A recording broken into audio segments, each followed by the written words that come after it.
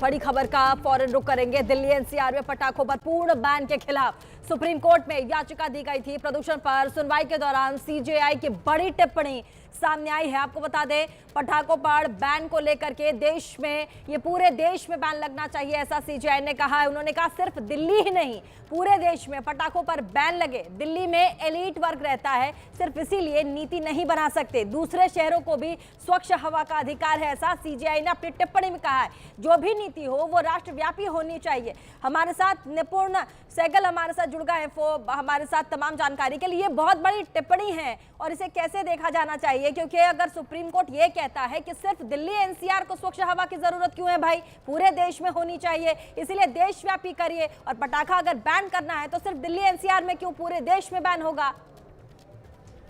बिल्कुल, देखिए, इस टिप्पणी को जो है वो दो तरह से देखा जा सकता है, क्योंकि दो तरह की दलीलें हैं इस मामले में।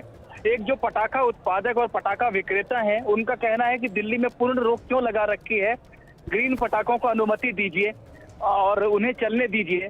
दूसरी तरफ याचिकाकर्ता पक्ष है जो कहता है कि पूरे देश में रोक लगा दी जाए।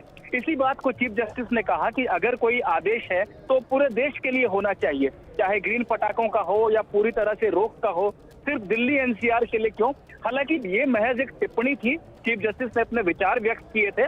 सुनवाई इसी बात को लेकर हो रही है कि जो दिल्ली में इस समय जो त्योहारों का मौसम आया है उसमें ग्रीन पटाखों को अनुमति मिले। बिल्कुल, लेकिन एक जो टिप्पणी है निपुण, जिसमें यह कहा गया है कि स्वच्छ हवा का अधिकार तो पूरे देश को है, ये बड़ा ही महत्वपूर्ण है। चलिए, बहुत बहुत शुक्रिया निपुण तमाम जानकारी के लिए। और ऐसे में हमने आपको दिखाया कैसे सुप्रीम कोर्ट ने अपनी टिप्पणी दी है।